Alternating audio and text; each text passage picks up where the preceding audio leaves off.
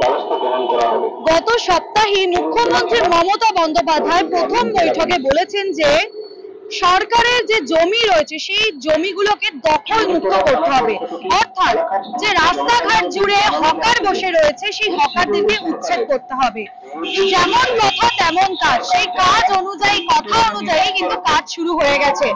পুরসভার পাশাপাশি কিন্তু যে পঞ্চায়েত এলাকা রয়েছে সেই পঞ্চায়েত এলাকাগুলোর ফুটপাত জুড়েও কিন্তু রয়েছে একেবারেই হকাররা, তারা কিন্তু জবরদখল করে বসে রয়েছে। এই মুহূর্তে আমরা দেখতে পাচ্ছি যে চণ্ডীতলা থানার থেকে মাইকিং প্রচার শুরু হয়েছে, যাতে করে চণ্ডীতলা থানার অন্তর্গত যে সমস্ত জায়গাগুলো রয়েছে সেই জায়গাগুলো, অর্থাৎ ফুটে যারা এখনো ব্যবসা করে চলেছে, হকারি করে চলেছে, সেই জায়গাগুলো ছেড়ে দেওয়া উচিত এবং পাশাপাশি এই জবরদখল মুক্ত, এমনটাই কিন্তু মুখ্যমন্ত্রী মমতা বন্দ্যোপাধ্যায়ের আদেশে জবরদখল জমি মুক্ত করতে বলছে এবং তারই উদ্দেশ্যে, তারই আদেশে, তারই তত্ত্বাবধানে কিন্তু আজ এই চণ্ডীতলা চত্বর জুড়েই মাইকিং প্রচার চলছে।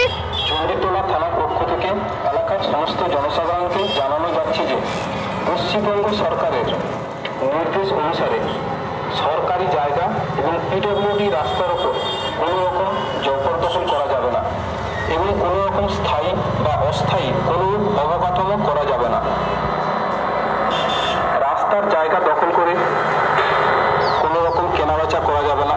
যারা এইরূপ কাজ করেছেন তারা অতি সত্বর অবকাঠামোগুলিকে সরিয়ে ফেলুন এবং নতুন করে কেউ তা করবেন না, বা রাস্তার উপর জনগণের যাতায়াতের জায়গা দখল করে কেউ বেচাকেনাও করবেন না। অন্যথায় আইনের ভঙ্গকারীদের বিরুদ্ধে প্রশাসনের পক্ষ থেকে আইনানুগ ব্যবস্থা গ্রহণ করা হবে।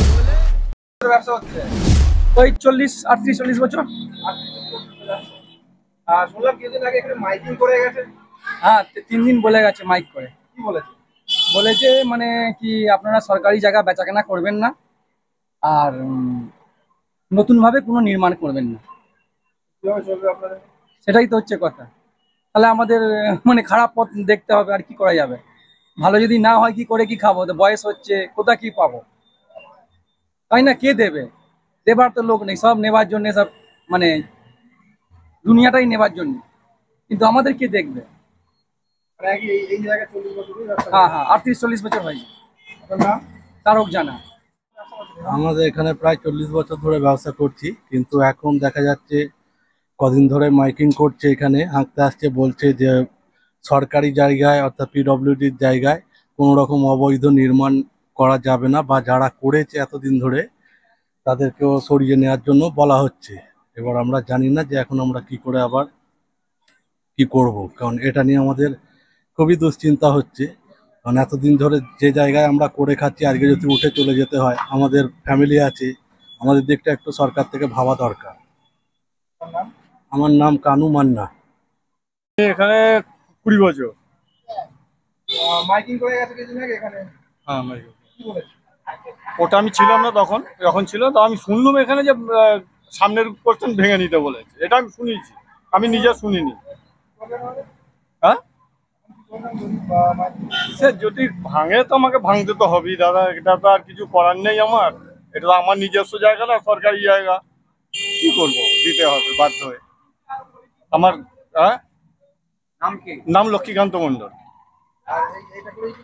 হ্যাঁ, আমার এটাই ভাত বিক্রি। কি করবো, আমি তো নিজেও তো খেতে পাবো কিনা সন্দেহ ব্যাপার আছে। এটা ছাড়া আমার জমি জায়গাও নেই, কোনো মানে আমার অন্য কোনো আয় নেই।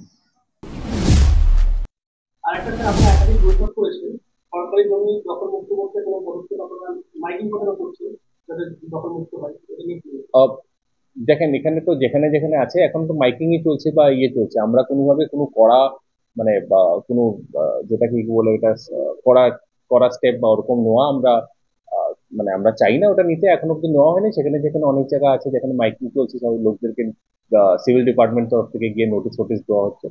তো আমরা আশা করছি এটাতে লোকরা সতর্ক হয়ে অনেক এটাতে উপলব্ধি হবে। চণ্ডীতলা থানার অন্তর্গত অর্থাৎ নবাবপুর, ভগবতীপুর, ডানবতীপুর, চণ্ডীতলা বাজার চত্বর, পাশাপাশি জনাই, এই সমস্ত জায়গাগুলিতে যারা এখনো পর্যন্ত জবরদখল করে রয়েছে অর্থাৎ ফুটপাত জুড়ে রমরমিয়ে ব্যবসা করে চলেছে, তাদের কিন্তু সতর্ক করছে চণ্ডীতলা থানা। এবং এই সতর্কতা কিন্তু মুখ্যমন্ত্রী মমতা বন্দ্যোপাধ্যায়ের তত্ত্বাবধানে।